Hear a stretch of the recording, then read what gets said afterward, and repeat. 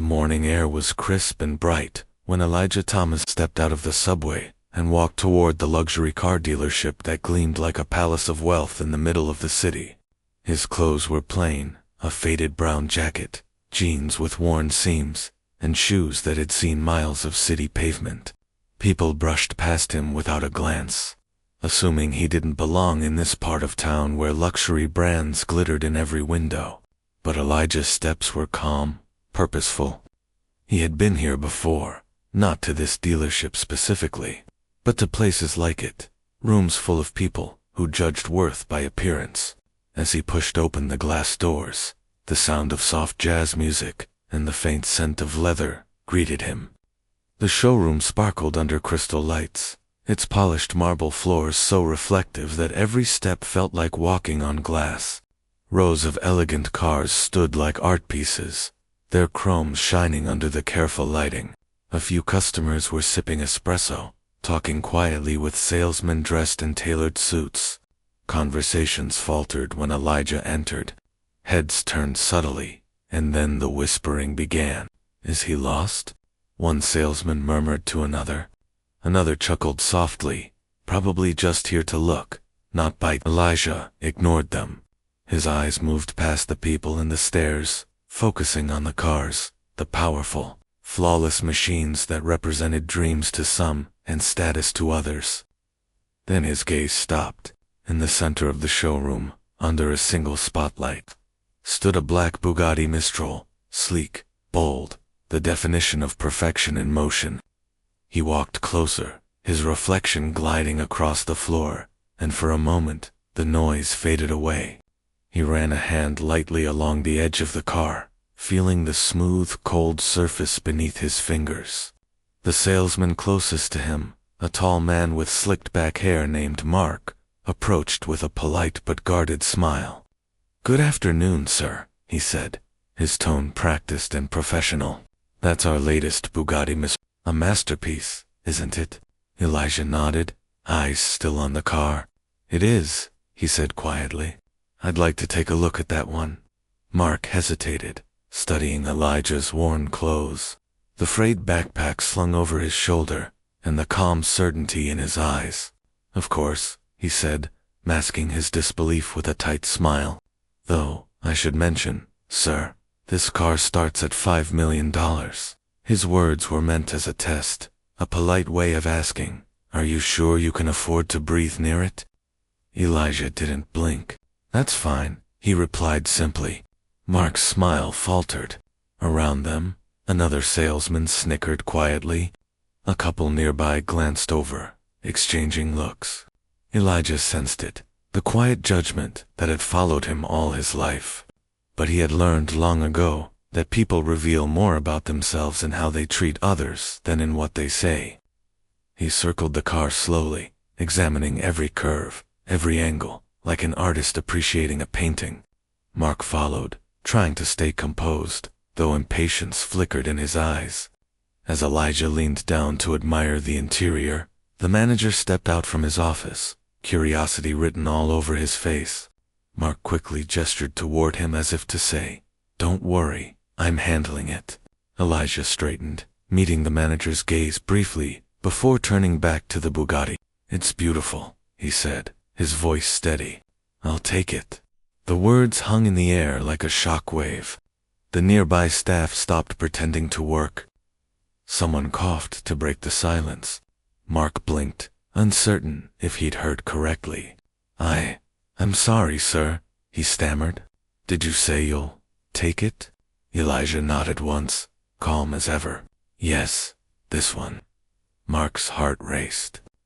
Surely this man was joking. No one walked in wearing jeans that old and bought a Bugatti on a whim. He forced a laugh and said lightly, "Of course, sir. We can discuss financing options, perhaps." Elijah looked at him then, really looked, and smiled faintly. "No financing," he said. "I'll pay in full." For a moment, Mark forgot how to speak. Around them, the judgmental silence thickened into disbelief. Every assumption made about Elijah in the last 5 minutes was about to collapse. But Elijah didn't rush. He stood there, relaxed and patient, his hand resting gently on the car, as if it already belonged to him. The tension in the air was almost electric. Mark couldn't explain it, but something about the man's confidence made him uneasy. He had seen wealthy customers before, loud, flashy, eager to prove their worth, but never one who carried quiet power so effortlessly. As Elijah reached into his pocket for his phone, the manager signaled subtly to the front desk, suspicion written all over his face. Elijah noticed, but said nothing. He'd seen that look before, too, the one that said, "You don't belong here." But he smiled anyway, calm and unbothered. "Could you get the paperwork ready?" he asked politely. "I'll have the transfer processed in a few minutes." The manager hesitated, still unsure, but nodded stiffly and disappeared into his office. Mark stood frozen, watching Elijah as if trying to solve a puzzle that made no sense. The stranger in worn shoes had just shattered every assumption in the room, and though no one said a word, everyone there could feel it. Something extraordinary was about to happen, something that would make them question everything they thought they knew about wealth, respect, and the power of first impressions. The moment Elijah said he wanted the Bugatti, the air in the dealership seemed to freeze. Mark, the salesman, tried to hide his disbelief behind a strained smile.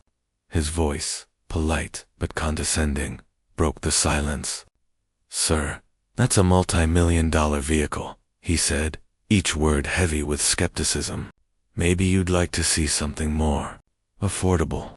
His tone was coated with false kindness, the kind used by people who think they already know your worth. But Elijah didn't react. He stood tall, calm, and steady, his eyes fixed on the car. "No," he said simply. "That's the one I want." His words were quiet, but they carried a weight that unsettled Mark. He wasn't used to confidence from people who looked like Elijah, people who didn't dress the part, who didn't carry themselves like they had money. For a brief second, Mark hesitated, but the thought passed. He decided Elijah was just wasting time, maybe even trying to get attention. He chuckled nervously and muttered, "Right?" As he glanced at the other employees nearby, a few of them had already started whispering, their smirks barely hidden. One of the mechanics in the back whispered to another, "You think he even knows what a Bugatti costs?" A couple browsing in the corner turned to look, amusement flickering in their eyes. Elijah heard it all, but he didn't let it show. Years of experience had taught him the art of silence, how stillness could speak louder than words. He stepped closer to the car, admiring the design, the craftsmanship, the sheer beauty of engineering. The contrast between his composure and everyone else's judgment only grew sharper. When he reached into his jacket, perhaps to pull out his wallet or phone, Mark stiffened immediately. His mind jumped to the worst conclusions, his fear mixing with his prejudice. Without another word, he turned and walked quickly toward the manager's office, whispering something urgent. Moments later, the manager frowned, looked at Elijah, and nodded slightly, a silent signal that said, "Handle this quietly." Mark picked up the phone, pretending to be calm, but his voice trembled as he spoke. "Yes, we might have a situation. Could you send someone over?" He didn't call for assistance. He called the police. The other employees exchanged uncertain glances. Some thought it was unnecessary. Others didn't care. They were just curious to see how it would unfold. Elijah, still unaware of what had been done, stood by the car, admiring the smooth black surface that reflected his image. He had worked years for this moment, to finally buy something not to show off, but to remind himself of how far he had come. But instead of pride, he now felt the heavy eyes of judgment all around him. A few minutes later, the glass doors swung open. 2 uniformed police officers entered, their expressions serious. The laughter in the room died instantly. Mark quickly walked over to them, lowering his voice. "That's him," he said, nodding discreetly in Elijah's direction.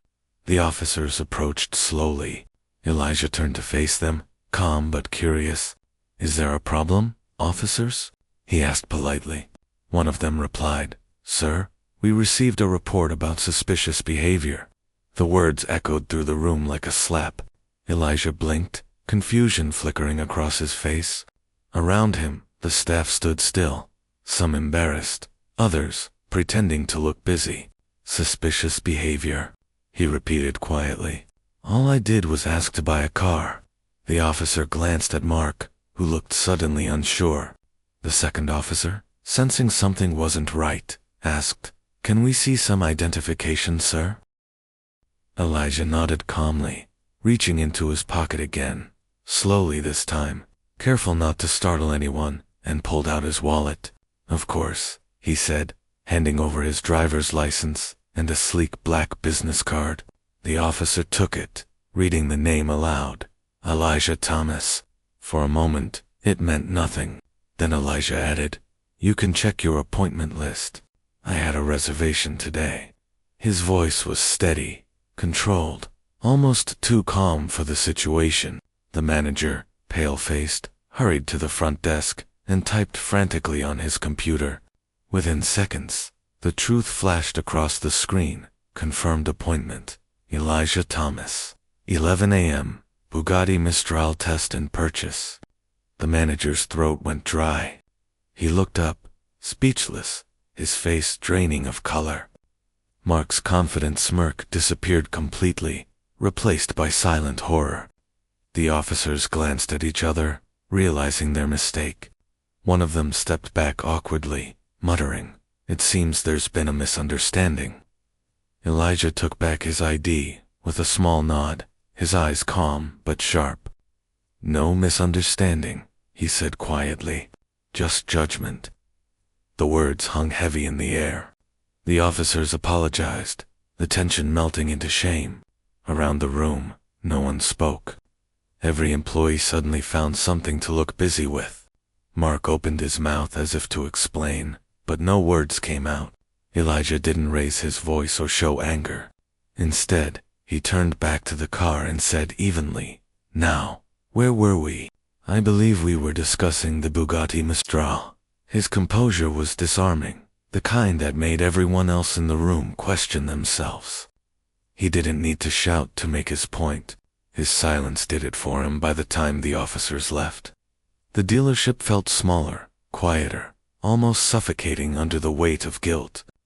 Mark could barely look Elijah in the eye. Every assumption, every smug thought, had just been torn apart by a simple truth. Appearances meant nothing. Elijah wasn't just another man who walked in off the street. He was someone who carried more dignity in silence than the entire room did in judgment. And though no one knew it yet, that day would become a story every employee would remember for years. The day they learned that respect costs nothing, but prejudice can cost you everything. Mark stood frozen, his hand trembling slightly as he typed the name into the system. The entire dealership seemed to hold its breath, every click of the keyboard echoing like thunder in the tense silence. He was certain nothing would appear, that this man, dressed in worn jeans and an old jacket, had simply walked in to waste time. But when the screen loaded, his confidence shattered. There, in bold letters, was the name Elijah Thomas, confirmed appointment at 11 a.m. His position, CEO of Thomas Innovations. Mark's mouth went dry. The same name that had been featured on the news just last week, praising the company's massive donation to children's hospitals across the country. The same man who had stood beside city leaders, shaking hands and changing lives. And now, that man was standing in front of him, calm, composed, and deeply human. Mark's hand slipped off the keyboard, and he took a step back, as though the truth itself had pushed him away. "Sir," he stammered, his voice breaking, I didn't realize." But Elijah's gaze was steady, his expression unreadable. Around them, the whispers grew louder. Every employee in the room turned toward the screen, eyes widening as they recognized the name. Even the manager, who had walked over in confusion, froze mid-step when he saw it. For a moment, no one knew what to do. The same man they had judged seconds ago wasn't some stranger trying to act rich.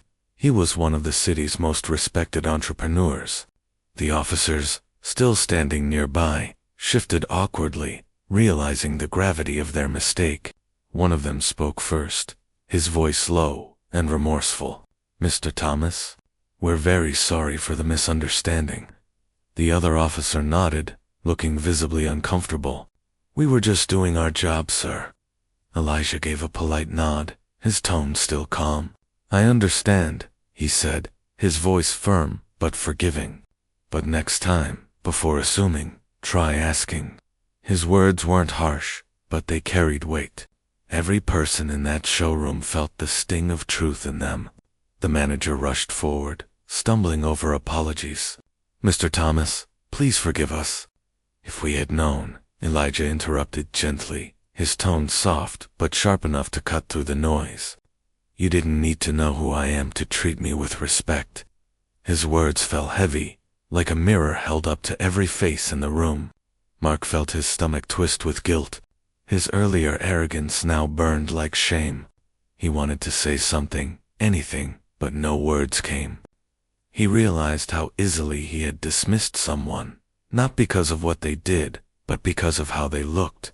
Elijah turned toward him, his expression not angry, but deeply disappointed. "You didn't see me for who I am," he said quietly. "You saw me for what you assumed." The simplicity of the statement hit harder than any shouting could have. It was calm, but powerful, the kind of truth that stripped away excuses. Mark lowered his eyes, unable to face him. The laughter that had filled the room earlier had long vanished, replaced by an uncomfortable silence that wrapped around everyone like a heavy fog. The manager, desperate to fix things, began offering frantic gestures of apology, coffee, a private office, anything to make the moment go away. But Elijah wasn't interested. "No need," he said simply. "Just let's continue with the purchase." His composure unsettled everyone. There was no anger in his voice, no revenge in his tone, just quiet strength. That calmness made them feel smaller, guiltier. It was as if his restraint was its own kind of power. The officers excused themselves quickly, murmuring apologies once more before leaving, and the doors closed behind them with a soft chime. The noise of the showroom returned slowly, the hum of the lights, the faint music in the background, but the energy had shifted completely as Elijah stood by the Bugatti again, running his fingers along its sleek surface. The people around him couldn't stop watching. Mark swallowed hard, forcing himself to step closer. "Mr. Thomas," he said quietly, his voice trembling, "I truly apologize for how I treated you. It was wrong, completely wrong." Elijah looked at him for a moment, and then, to Mark's surprise, offered a faint smile. "Apology accepted," he said. "Just remember, respect costs nothing, but it changes everything." With that, he turned his attention back to the car, admiring it not as a display of wealth, but as a symbol of hard work and perseverance. As the staff scrambled to assist him properly this time, the weight of what had just happened lingered in the air. No one dared to laugh or whisper anymore. Every eye in the room carried the same realization. They had judged a man by his appearance, and in doing so, revealed the smallness of their own hearts. Mark stood in silence, watching Elijah review the paperwork, every word of his earlier arrogance echoing back in his mind. He had learned more in those 10 minutes than in all his years working in luxury sales. And though Elijah didn't know it, his calm grace had just taught everyone in that dealership a lesson they'd never forget. That true class isn't found in wealth, but in the way you treat others, especially when you think they have nothing to offer you. The room stayed heavy with tension even after the truth had come out. But Elijah didn't storm out or raise his voice. Instead, he smiled faintly, a calm, knowing smile that seemed to make everyone around him even more uneasy. "I'll still take the car," he said, his tone steady and polite. The words stunned everyone. Mark blinked in disbelief, unsure if he had heard correctly. After everything that had just happened, the humiliation, the judgment, the police, Elijah was still willing to do business with them. The staff scrambled, tripping over apologies and offers of coffee, desperate to make up for their earlier behavior. The manager personally took over the transaction, his voice trembling slightly as he spoke. "Of course, Mr. Thomas, we're truly sorry about this experience. Please, let us make this right." But Elijah waved off their fuss with quiet grace. "There's nothing to fix," he said simply. "Just the paperwork, please." The simplicity of his request only deepened their shame as he sat at the desk reviewing the purchase forms. The once arrogant energy of the dealership had vanished. The employees who had whispered and laughed earlier now stood silent, their faces flushed with embarrassment. The sound of pens scratching paper and keyboards clacking echoed through the room, but beneath it all was the heavy hum of guilt. Elijah reviewed every detail carefully, not out of distrust, but because it was his nature to stay calm and focused. When the final total appeared on the screen, the manager hesitated before saying the number aloud, his voice unsteady. Elijah nodded once, reached into his jacket, and pulled out a sleek black card. "Full payment, no financing," he said. His tone was casual, almost gentle, as if it were the most ordinary thing in the world. The staff froze. Mark's breath caught in his throat. Most clients financed cars like this, stretching payments over years. Elijah had just offered to pay for it all at once, like it was nothing. The manager fumbled slightly as he processed the payment, his hands trembling as he entered the details. Seconds later, the machine beeped, confirming the transaction. The digital receipt printed quietly, and for a moment, even the printer's hum sounded like a heartbeat in the silence. When the realization sank in, the entire room went still again, but this time, not from judgment or disbelief. It was awe. The same man they had mocked was now the dealership's biggest customer of the year. Elijah stood up slowly, gathering his papers. Mark opened his mouth to speak, but no words came out. He wanted to apologize again, to say something that would make up for the way he had treated him. But Elijah's composure made it clear. No apology would change what had already been revealed. The truth was enough. As Elijah turned toward the door, the manager followed nervously, asking, "Would you like us to deliver the car to your home, Mr. Thomas?" Elijah paused, then smiled faintly. "No," he said. "I'll drive it myself." The Bugatti was rolled forward, its black paint gleaming under the showroom lights. Elijah ran a hand over the hood, almost lovingly, before getting inside. The engine roared to life with a deep, powerful growl that filled the room. Every employee stood frozen, watching him through the glass. Before driving off, Elijah rolled down the window, glanced at Mark, who stood near the doorway, his head lowered, and said softly, "Next time, treat everyone who walks in here like they belong, because they just might." There was no anger in his voice, just quiet wisdom. Then he shifted the gear, and the car glided out of the dealership, its tires whispering against the wet pavement outside. The sound of the engine faded into the distance, leaving behind a silence that felt heavier than before. Inside, no one spoke for a long moment. The bright, polished dealership that once felt proud and confident now felt small, almost hollow. Mark finally sank into a nearby chair, his hands covering his face. He couldn't shake the image of Elijah's calm expression, that unshakable dignity that no insult had been able to touch. The manager turned off the computer screen and muttered, "We really messed up." No one disagreed. The same people who had laughed minutes ago were now staring at the door, guilt etched into their faces. One of the younger sales assistants broke the silence softly. "He didn't even get mad," she said quietly. "He just handled it." Mark nodded slowly, the weight of the lesson settling deep in his chest. Elijah hadn't just bought a car, he had shown them something far more valuable. By the end of the day, everyone in that dealership had learned a truth they would never forget. Respect didn't come from wealth, status, or appearance. It came from the heart, from seeing people as people, not assumptions. Elijah's calmness had done what anger never could. It had humbled them. And as the sun set outside, casting golden light over the Bugatti's empty display space, every person there silently promised themselves one thing: they would never judge another soul by appearances again. Within hours, the story of what had happened inside that luxury car dealership spread like wildfire. It started as a few whispers online, an anonymous post on social media titled, "The Man Who Taught a Dealership a Lesson in Respect." But by evening, it had become a citywide topic.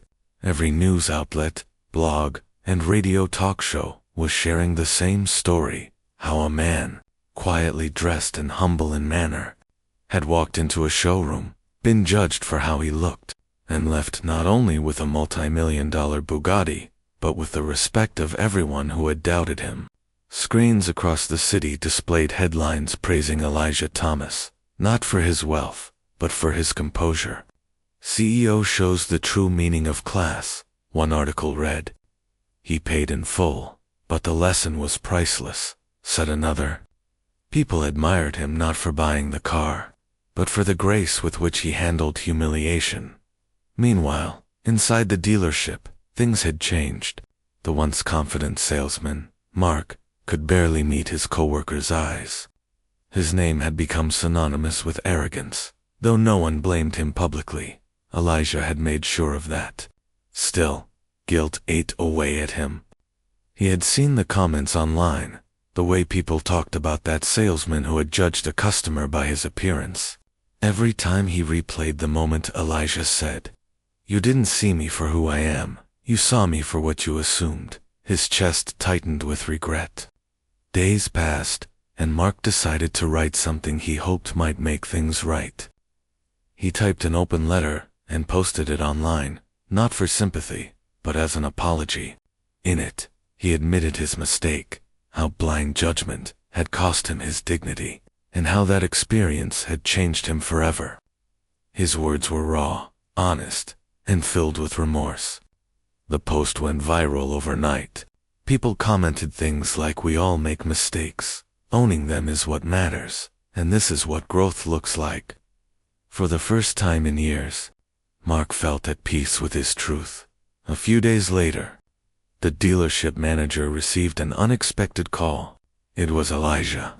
He said he wanted to visit again. The staff scrambled, cleaning every inch of the floor, their nerves buzzing with anticipation. When Elijah walked in, he looked the same as before, calm, humble, no trace of arrogance.